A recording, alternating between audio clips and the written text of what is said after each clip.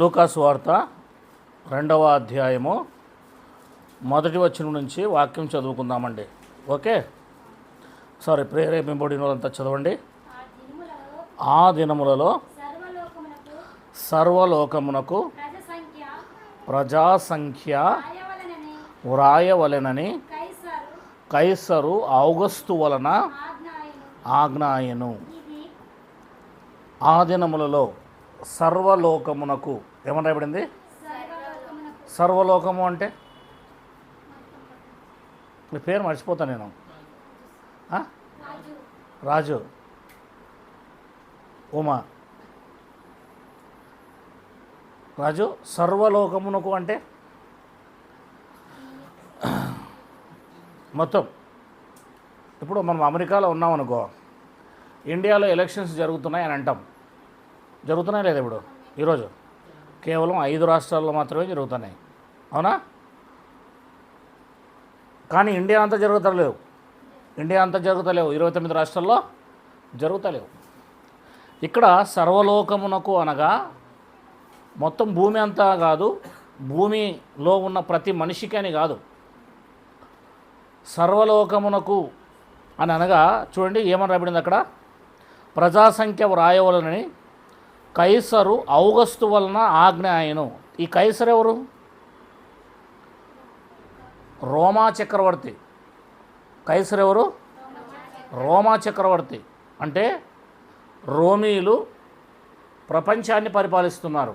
రోమీలు దేన్ని పరిపాలిస్తున్నారు? ప్రపంచాన్ని పరిపాలిస్తున్నారు. అంటే అన్ని దేశాలని పరిపాలిస్తున్నారని కాదు, వారి కింద కొన్ని దేశాలు. వారు ఏ దేశాలని పరిపాలన చేస్తున్నారో ఆయా దేశాల్లో ప్రజాసంఖ్య వ్రాయాలని ఆజ్ఞ ఇచ్చాడు కైసరు. అది మ్యాటర్ ఇక్కడ.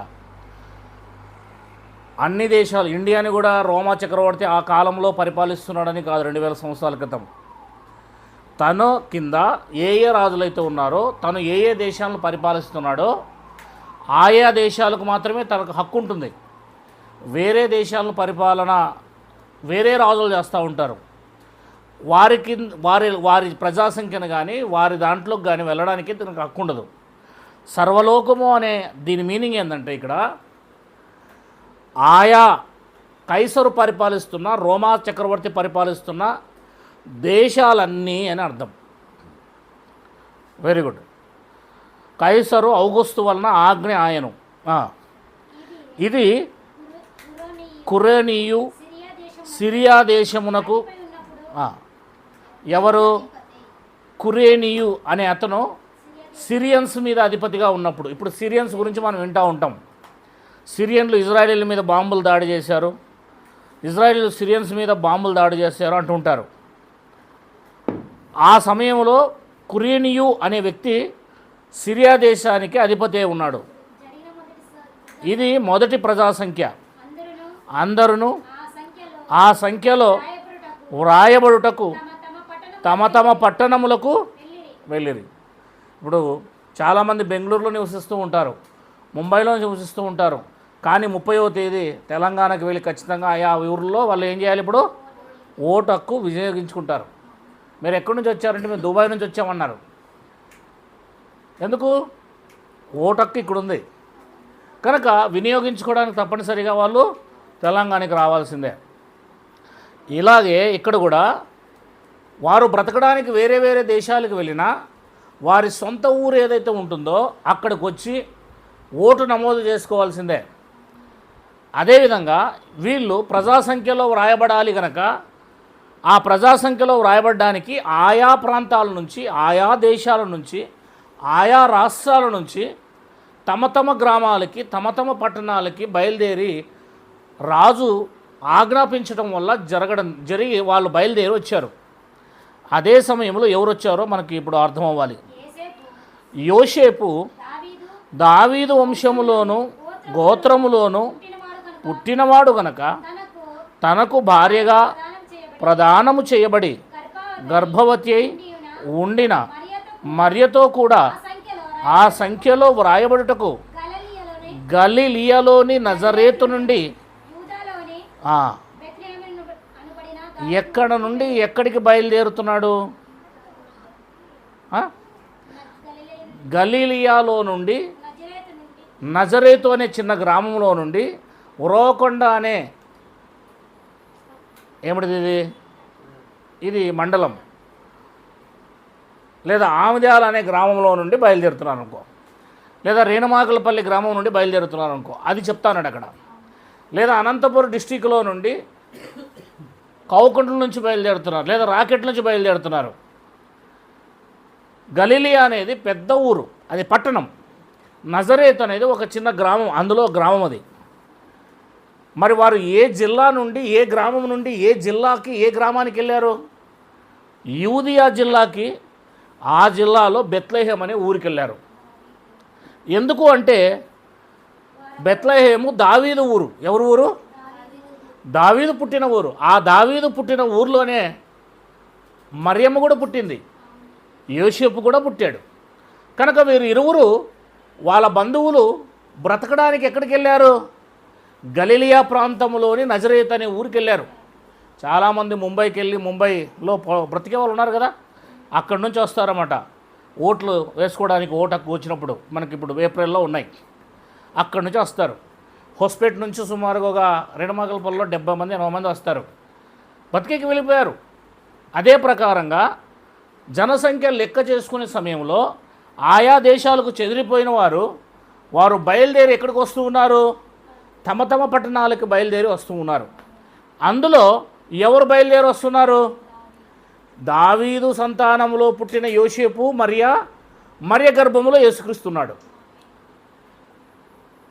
బాగా వినాలి. దేవుడు ఏది చేసినా కూడా తన చిత్త ప్రకారం చేస్తాడు. ఇది మీరు అర్థం చేసుకోవాలి. పిల్లలుగా పెద్దలుగా ఉన్న ప్రతి ఒక్కరు కూడా ఇక్కడ మీ ప్రయత్నాలు, నా ప్రయత్నాలు ఎప్పటికీ సఫలం కావు. ఆయన ఉన్నాడు పైన ఒక ఆయన. ఎవరైనా? దేవుడు. ఆయన ఏదనుకుంటే అదే జరుగుతుంది. ఆయన ఏం చెయ్యాలి అనుకుంటే నీ పట్ల నా పట్ల సంకల్పంలో అదే జరుగుతుంది తప్ప నువ్వు నీ బలముతో, నీ జ్ఞానముతో, నీ ధనముతో ఏది చేయలేవు, ఎవరి వల్ల కాదు. దేవుడు చూడండి, కైసరు అనే చక్రవర్తిని అదే సమయంలో ప్రేరేపించాడు. ప్రజాసంఖ్య వ్రాయాలని అదే సమయంలో మొట్టమొదటిసారి అంటే, అది కూడా ఎన్నోసారి, కైసరు అనే రోమా చక్రవర్తి పరిపాలనలోకి వచ్చిన తర్వాత దరిదాపులుగా రోమా చక్రవర్తులు 400 సంవత్సరాలు పరిపాలన చేశారు. 400 సంవత్సరాలు పరిపాలన చేశారు వాళ్ళు. క్రీస్తు పూర్వము 66 నుండి క్రీస్తు శకం 350 వరకు 400 సంవత్సరాలు ప్రపంచాన్ని ఏలారు వాళ్ళు. ఎక్కువ రాజ్యాలను ఏలారు వాళ్ళు. కానీ యేసుక్రీస్తు వారు మరియ గర్భములో నిండు చూలాలిగా ఉన్నప్పుడే ఆ కైసరుకు ప్రజాసంఖ్య వ్రాయాలని ఎలా ఆలోచన వచ్చింది? పైన ఆయన జరిగిస్తుంటాడు. ఎవరు జరిగిస్తుంటాడు? మన జీవితాల్లో కూడా ప్రతిదీ పైన ఆయన జరిగిస్తూ ఉంటాడు. ఇది మనిషి ముందు ఎరగాల్సిన అవసరం ఉంది. ఎఫెసీయులకు రాసిన పత్రిక 1వ అధ్యాయము 10వ వచనాన్ని చదువుదాం. ఈ సంకల్పమును బట్టి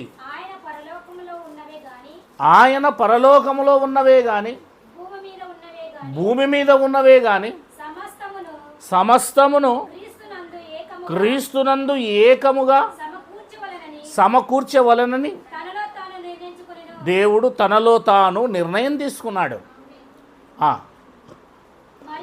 మరియు క్రీస్తు నందు ముందుగా నిరీక్షించిన మనము తన మహిమకు కీర్తి కలుగునట్లు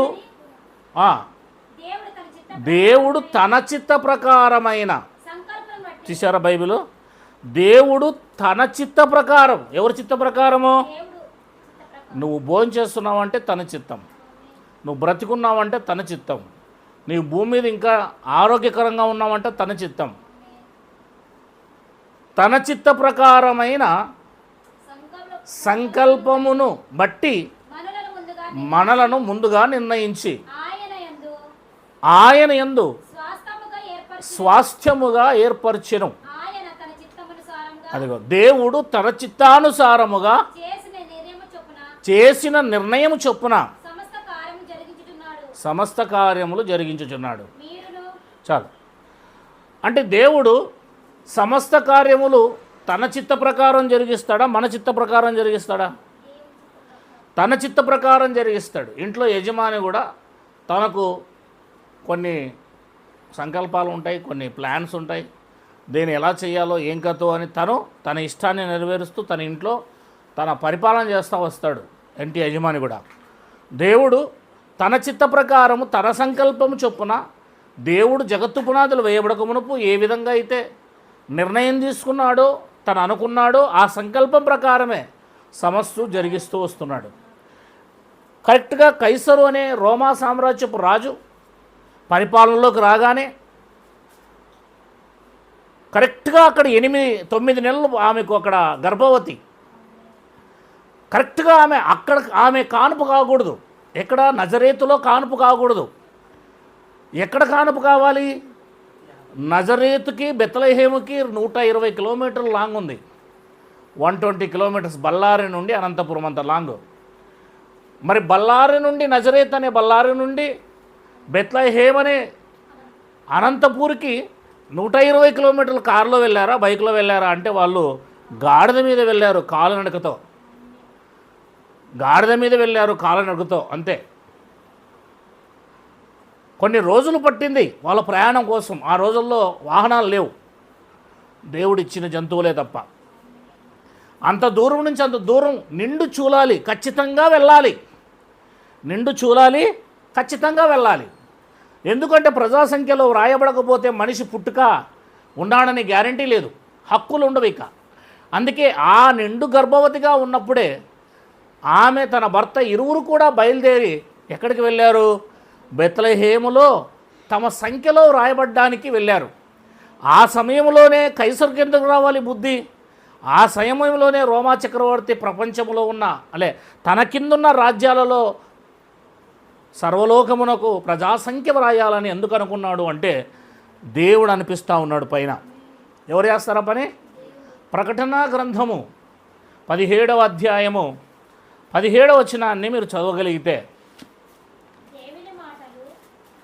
17వ అధ్యాయము 17వ వచనం ప్రకటన గ్రంథం, దేవుని మాటలు నెరవేరు వరకు వారు ఏకాభిప్రాయము గలవారై తమ రాజ్యమునకు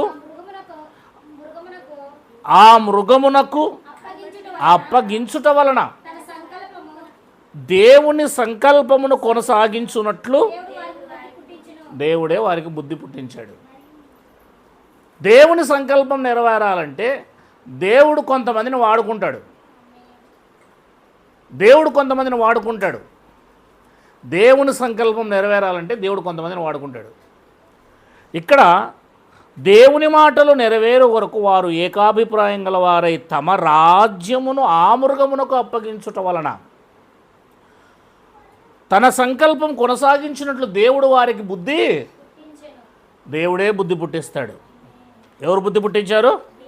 దేవుడే బుద్ధి పుట్టిస్తాడు. అంటే దేవుని ఆలోచన నెరవేరడానికి, దేవుని సంకల్పం నెరవేరడానికి సమస్త కార్యములు జరిగిస్తున్నది ఎవరు? దేవుడు జరిగిస్తూ ఉన్నాడు. అది మన జీవితంలో కూడా మనం అర్థం చేసుకోవాలి. ఉదాహరణకు బైబిల్లో యోబు అనే ఒక ఆయన కనిపిస్తాడు. ఆయన యథార్థవంతుడు. నెక్స్ట్ వర్డ్స్ మీరు చెప్పాలి. యథార్థవంతుడు, చెప్పండి. చెడుతనమును విసర్జించినవాడు, దేవుని యందు భయభక్తులు కలిగినవాడు, చెప్పాలి. న్యాయవంతుడు. అటువంటి వాడు భూమి మీద లేడు. దేవుడే అతను కూర్చుము సర్టిఫికెటు ఇస్తూ ఉన్నాడు. యథార్థవంతుడు, న్యాయవంతుడు, దేవుని యందు భయభక్తులు కలిగి చెడుతనమును విసర్జించినవాడు, భూమి మీద ఉన్నతమైన డబ్బు కలిగినవాడు, ఆస్తి కలిగినవాడు, కోటీశ్వరుడు. ఊజు దేశములోనే ఉన్నతమైన పేరుగాంచిన ధనవంతుడు, భాగ్యవంతుడు, శ్రీమంతుడు, దేశాన్నే కొనగల శక్తి కలిగేవాడు. మరి ఏం జరిగింది అతని పట్ల? దేవుని సంకల్పము. తనకున్న ఒంటెలు, తనకున్న గొర్రెలు, తనకున్న ఆవులు, తనకున్న ఆడగాడిదలు, తనకున్న ఎద్దులు తనకున్న పిల్లలు సైతం 10 మంది ఏమైపోయారు? 10 మంది పిల్లలు చనిపోవడం జరిగింది ఒకే రోజే. మిగిలిన ఆస్తంతా కూడా ఎత్తుకొని పోయారు మిగతా రాజ్యాలు వచ్చి యుద్ధం చేసి. అప్పుడు యోబు అన్న మాట ఏంటి? దేవుడిచ్చాడు, దేవుడు తీసుకొని పోయాడు. వింటున్నారా ఇక్కడ పిల్లలు? దేవుడిచ్చాడు, దేవుడు తీసుకొని పోయాడు. దేవునికి స్తుతి కలుగును గాక. మీరు చెప్పగలరా ఆ మాట? మన పిల్లలకు జ్వరం వస్తే ఆ మాట చెప్పగలమా? మన పిల్లలకి చెయ్యి ఇరిగిపోతే ఆ మాట చెప్పగలమా? మనకి నష్టం వస్తే ఆ మాట చెప్పగలమా? కానీ తనకు 3000 ఒంటెలు, దరదాపులుగా 5000 ఏంటివి గొర్రెలు, తక్కువ కాదు. 3000 ఒంటెలు అంటే ఆలోచించేయండి. 1,00,000 రూపాయలు ఒక ఒంటె, 1,00,000 రూపాయలు ఒక ఒంటె. గొర్రెలు అంటే ఆలోచించేయండి, ఒక్కొక్కటి 20,000 వేసుకున్నా కూడా 5,000 గొర్రెలు, 500 జతల ఎడ్లు. ఒక ఎద్దు 1,00,000 రూపాయలు వేసుకోండి, 1000 ఎడ్లు ఉన్నాయి అతని దగ్గర, 1000 ఎద్దులు. ఆలోచన చేయండి. అతని దగ్గర బహుమంది పని మనుషులు, ఆడగాడిదలు ఉన్నాయి. ఆడగాడిదలు బాగా బరువు మోసేటివి.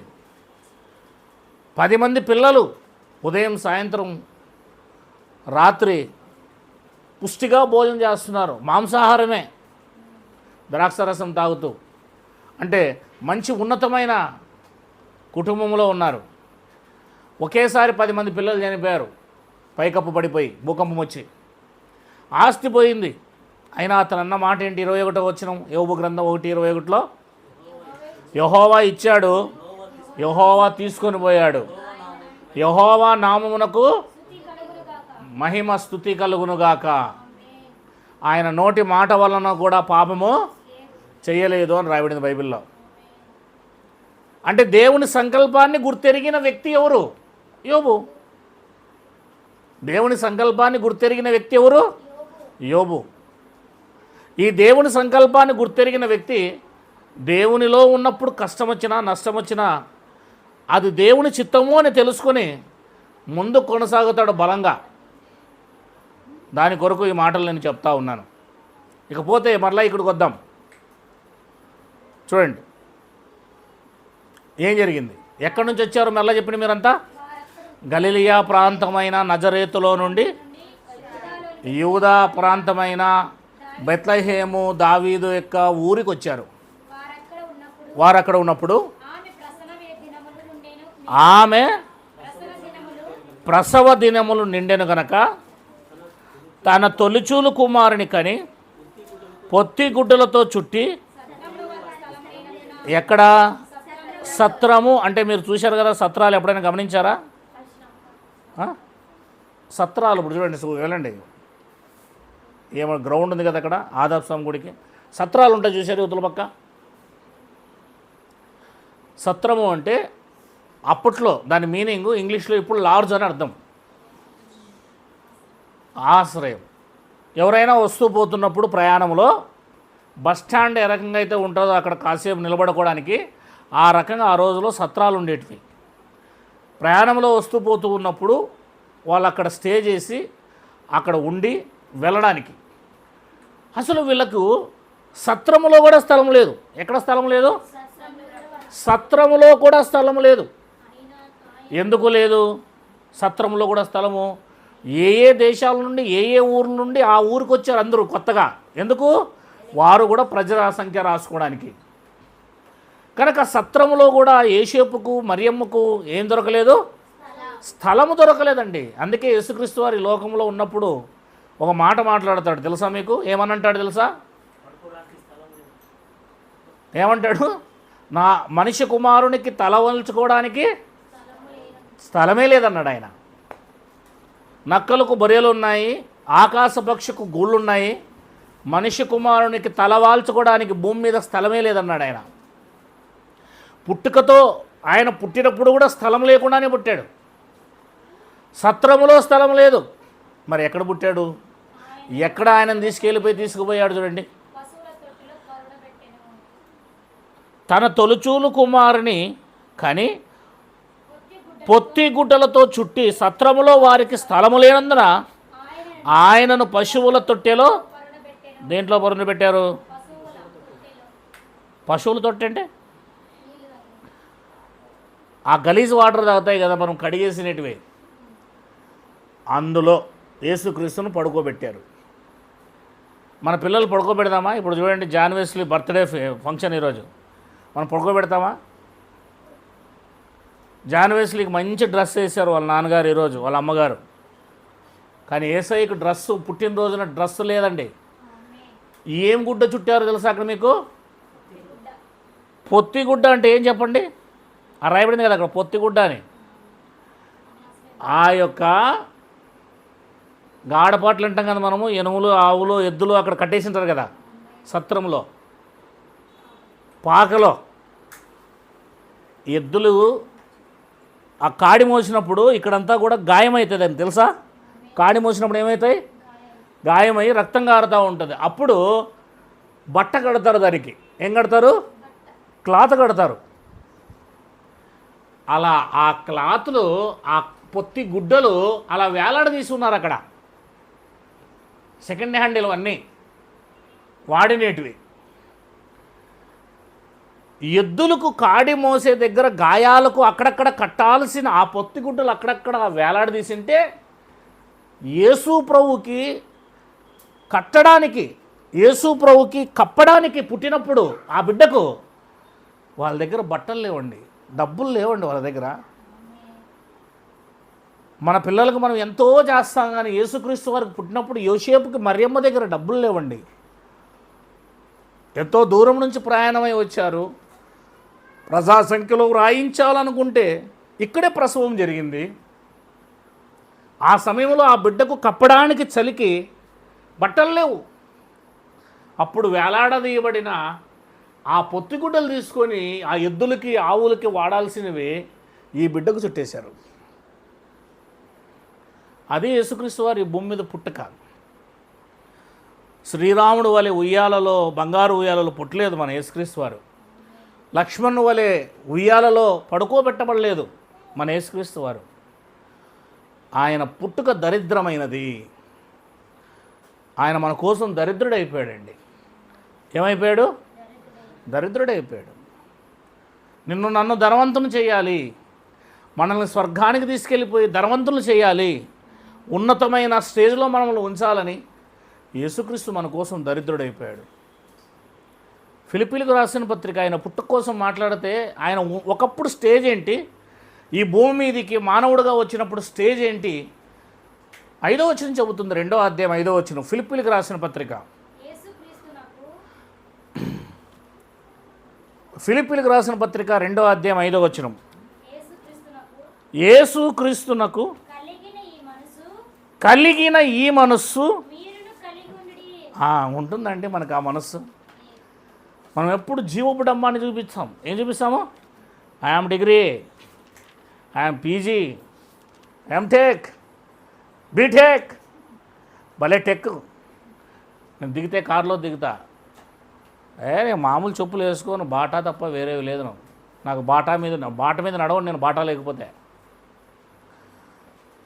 యేసు క్రీస్తుకు కలిగిన ఈ మనస్సు మీరు కలిగి ఉండుడి. ఏంటి ఆ మనస్సు అంటే కంటిన్యూ చెప్తున్నాడు ఇప్పుడు. ఆయన దేవుని స్వరూపం కలిగి ఉండిన వాడై, చూసారా? ఆయన స్వర్గలోకములో, పరలోకములో ఉన్నప్పుడు యేసుక్రీస్తు ఎలాంటి వాడట? దేవునితో సమానుడు. ఏంటి? పరలోకంలో ఉన్నప్పుడు యేసుక్రీస్తు వారు ఎవరు? దేవుడితో సమానుడు. అంటే దేవుడు ఏ సింహాసనం మీద అయితే కూర్చుంటాడో యేసుక్రీస్తు వారు కూడా అదే సింహాసనం మీద కూర్చుంటాడు. ఆయనకు ఈయనకు ఏమాత్రం కూడా వెంట్రుకంత రేణు అంత భేదం లేదు. స్వర్గంలో ఉన్నప్పుడు యేసుక్రీస్తుకు కలిగిన ఈ మనసు కలిగి ఉండుడి అని ఎందుకన్నాడు పౌలు గారంటే, ఆయన దేవుడై ఉండి, దేవుని స్వరూపం గలవాడై ఉండి, దేవునితో సమానానుభవం గలవాడై ఉండి విడిచిపెట్టకూడని భాగ్యమని ఎంచుకొనలేదు కానీ మనుష్యుల పోలికగా పుట్టి దాసుని స్వరూపమును ధరించుకొని తన్ను తాను రిక్తునిగా చేసుకునేను అని రాయబడించండి. చాలు. నేను దేవునితో సమానంగా పరలోకంలోనే ఉంటాను అనుకోలేదంట దేవుడు. ఎన్ని మెట్లు దిగొచ్చాడు తెలుసా?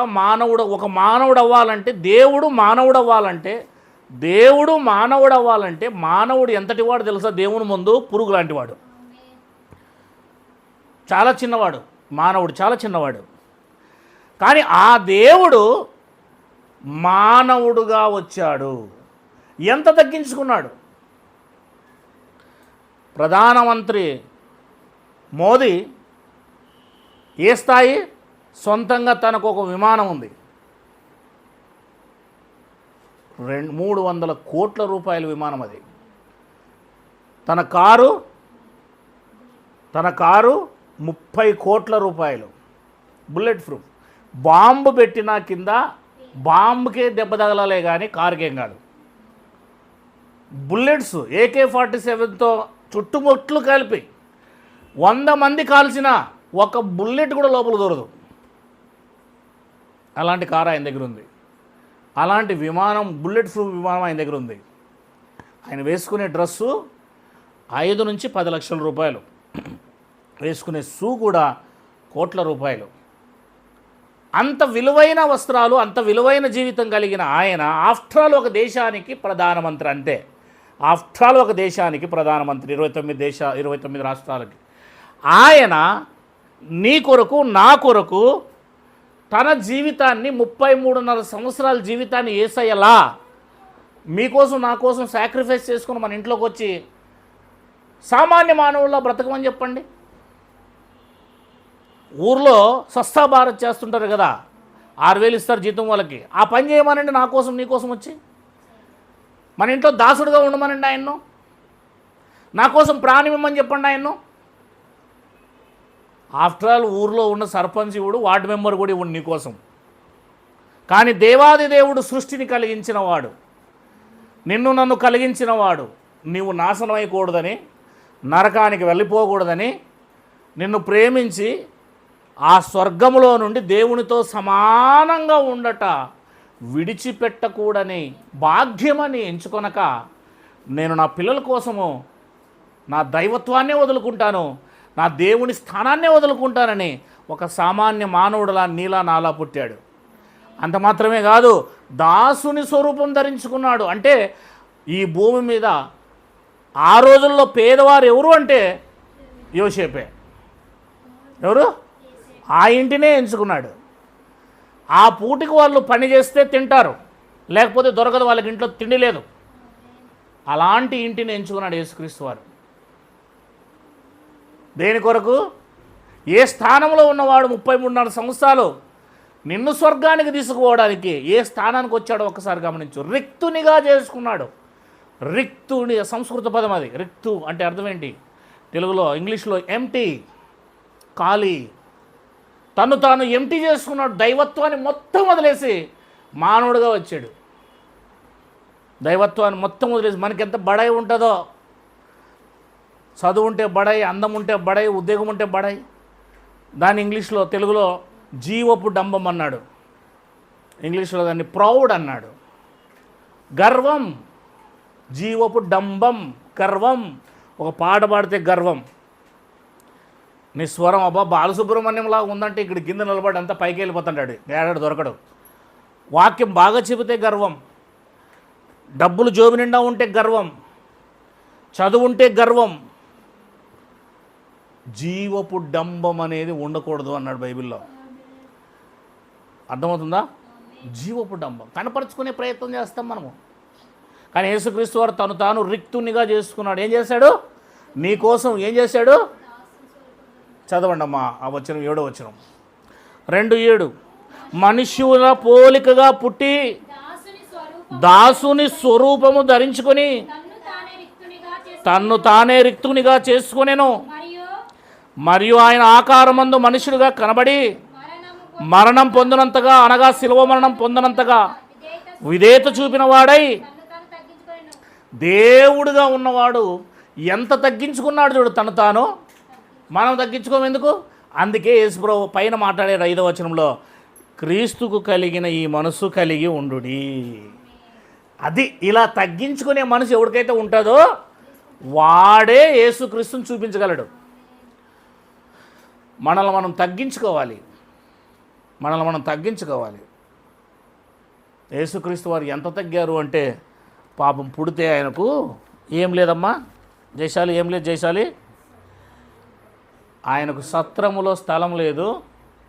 తీసుకెళ్ళిపోయి ఎక్కడ పెట్టారు? 7వ వచనము, తన తొలిచూలు కుమారుని కన్ని పొత్తి గుడ్డలతో చుట్టి సత్రములో వారికి స్థలము లేనందున ఆయనను పశువుల తొట్టెలో.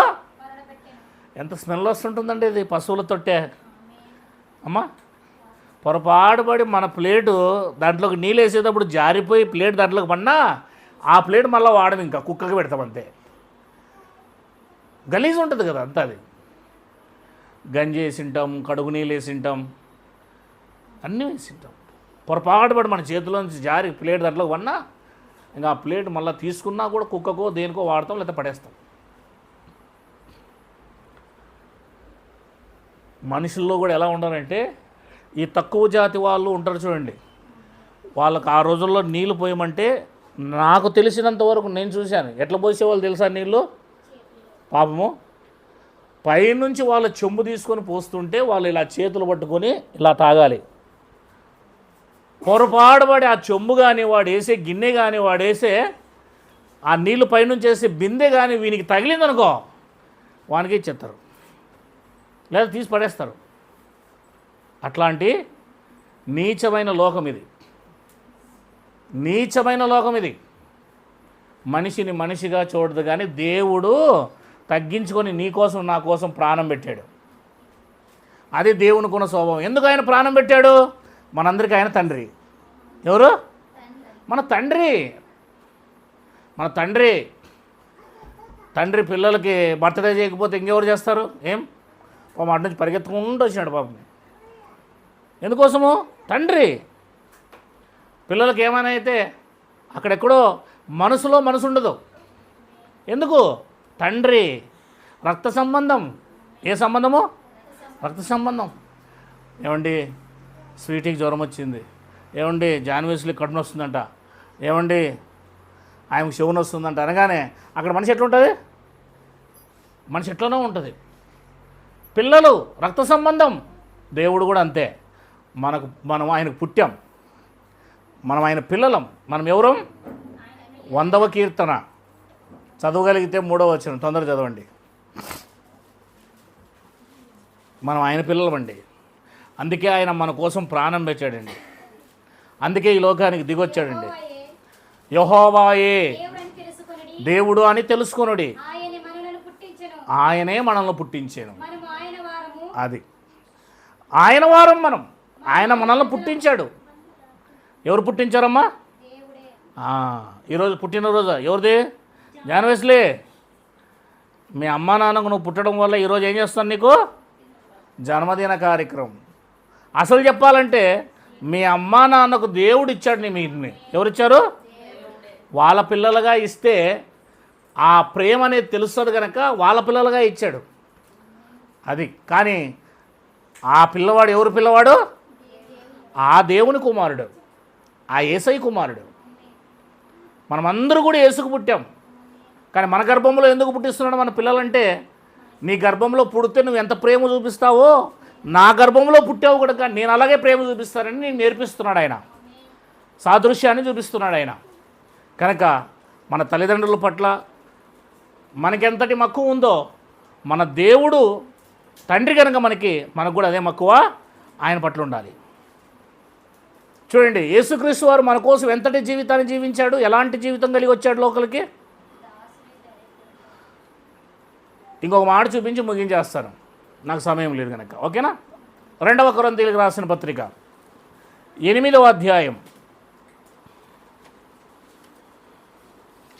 2వ కొరింథీయులకు రాసిన పత్రిక 8వ అధ్యాయం 8వ వచనాన్ని చదవండి.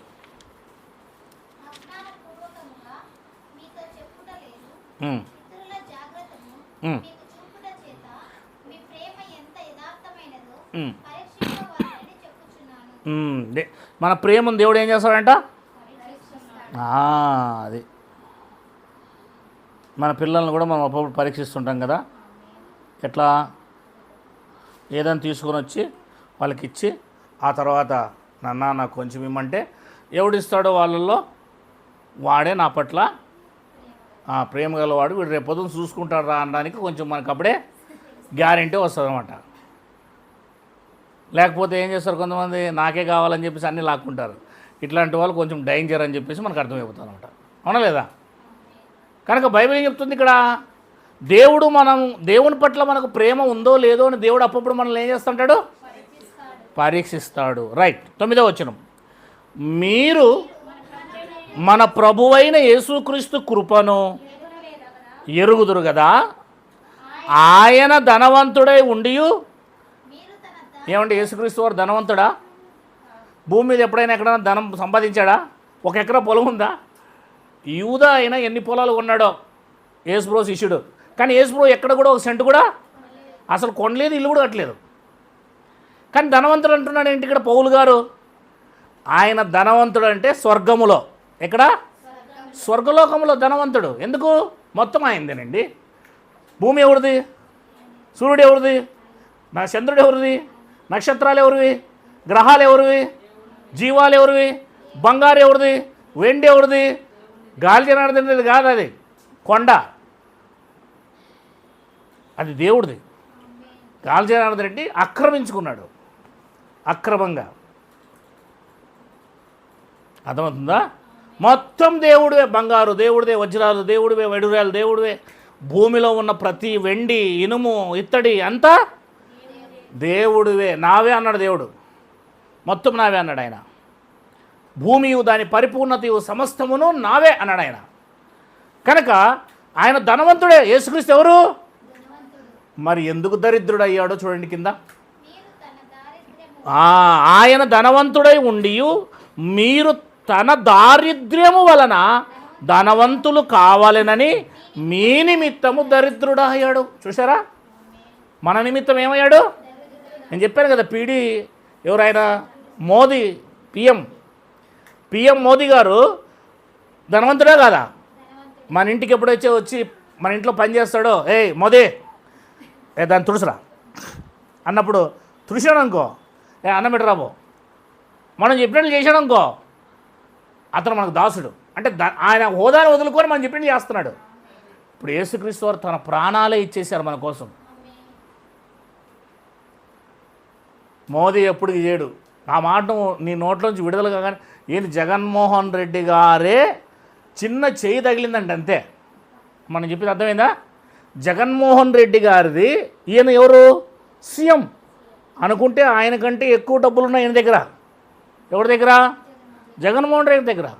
మోదీ దగ్గర 0, 10 ఏళ్ళు అయినా కూడా అందరికి కట్టబెట్టాడు, కానీ ఆయన దగ్గర ఏం లేవు. కానీ ఈయన దగ్గర పెద్ద పెద్ద ఎస్టేట్స్ ఉన్నాయి, పెద్ద పెద్ద కోటీశ్వరుడు, లక్షాధికారిడా, లక్షల్లో ఉన్న కోటీశ్వరుడినా. చిన్నగా చేయి తగిలిందండి మోదీ గారికి, ఎమ్మడే సెక్యూరిటీ చేంజ్ చేశాడు, బాడీగార్డు ఇటు ఇసిరాడండి. ఎట్లే ఎవరిని? జగన్మోహన్ రెడ్డి గారిని. ఈ మధ్యకాలంలో రేవంత్ రెడ్డి, సోనియమ్మ వస్తుంది హైదరాబాద్లో, స్పీచ్కు స్టేజ్ ఎక్కాల. దానికి 2 మార్గాలు ఉన్నాయి, షార్ట్ మార్గం ఒకటి, లాంగ్ మార్గం ఒకటి. ఆయన ఇట్లా వెళ్దాము అన్నాడు. ఎవరు? రేవంత్ రెడ్డి ఇలా వెళ్దామన్నాడు. వెనకనే సోనియా గాంధీ బాడీగార్డ్ ఉంటాడు కదా, ఆమె అనింది సర్లే అనింది, ఇట్లా ముందుకు అడిగేసింది. అడిగేయగానే లేదు ఇట్లా వద్దు ఇట్లా అన్నాడు. మళ్ళా వెంటనే ఇట్లా అనింది ఆమె, ఏం తమాషాలు చేస్తున్నావా ఎవరితో? రేపొద్దున కాబోయే సీఎం ఆయన ఒకవేళ అనుకుంటే ఇట్లా అనింది ఆమె కల్లే. ఫస్ట్ ఇట్లా అన్నావు, మళ్ళీ ఇట్లా అంటున్నావు. 2 అడుగులు వేయడానికండి, 2 అడుగులు వేసాక ఇట్లా అన్నాడు అంతే. ఏం తమాషాలు చేస్తున్నావా, దూరం పో అని వెంటనే సెక్యూరిటీ వచ్చి ఇద్దరిని దూరం చేసేసాడు. ఏమండి, వీళ్ళ మన కోసం ప్రాణం పెట్టేవాళ్ళు. మీకోసం రక్తం చిందిస్తాం, నా ప్రాణం పెడతాం, చివరి బొట్టు వరకు రక్తం కారుస్తాం, జలగల వలె రక్తం పీలుస్తాం, అంతే తప్ప వేరే ఏం లేదు. ఎవరు? యేసుక్రీస్తు దరిద్రుడైపోయాడు, ధనవంతుడు ఆయన, ఉన్నత లోకాల్లో దేవుడు ఆయన. ఆ దేవుడే నీ కోసం నా కోసం దరిద్రుడైపోయాడు మనల్ని ఆ లోకంలో ధనవంతులు చేయడానికి. అందుకే పరలోకంలో ధనం కూర్చుకోమన్నాడు కదా, ఆ లోకంలో మనల్ని ధనవంతులు చేయడానికి తాను దరిద్రుడైపోయాడండి. ఇది యేసయ్య చరిత్ర. లోకంలో ఉన్నవారి చరిత్రను మీరు ఒకసారి ఆలోచన చేసుకోండి. కనుక యేసయ్య కోసం బ్రతకాల్సిన అవసరత ఉందో లేదో మీరే అర్థం చేసుకోండి. యేసు కోసం బ్రతకపోతే, యేసుని తెలుసుకొని యేసు కోసం బ్రతకపోతే మనకంటే దౌర్భాగ్యులు, మనకంటే నీచ నికృష్టులు మరొకరుడరు. కనుక యేసయ్య త్యాగం అపరిమితమైనది. ఆయన చేయాల్సింది చేశాడు, ఇక మీ ఇష్టం అని చెప్పేసి మనకి చాయిసెస్ వదిలేశాడు. పాలు తాగుతావా, విషం తాగుతావా, రెండూ పెట్టాడు ముందర. ఆశీర్వదింపబడతావా, శపింపబడతావా, జీవానికి వెళ్తావా, మరణానికి వెళ్తావా, పరలోకానికి వెళ్తావా, నరకానికి వెళ్తావా, చూస్ చేసుకోమన్నాడు. నీ ఇష్టం అని చెప్పి వదిలేశాడు ఆయన. ఆయన మన కోసం చేయాల్సిన మార్గం అంతా చేసేసి రోడ్డు వేసేసి ఈ రోడ్లో వస్తే సరే అన్నాడు. లేదా ఆ రోడ్లో రాను, నేను వేరే రోడ్లో పోడతానని కూడా పోమన్నాడు. స్వతంత్రాన్ని ఎవరికి ఇచ్చాడు? మనందరికి ఇచ్చేసాడు. ఇండిపెండెన్స్ ఇచ్చాడు. మన ఇష్టం, మనం ఎలాగైనా సరే బ్రతికి ఏ లోకానికి వెళ్ళాలో ఆ లోకానికి వెళ్ళడానికి మన జీవితాన్ని మనము నాశనము చేసుకోవచ్చు, రక్షించుకోవచ్చు. దేవునికి మహిమ కలుగును గాక.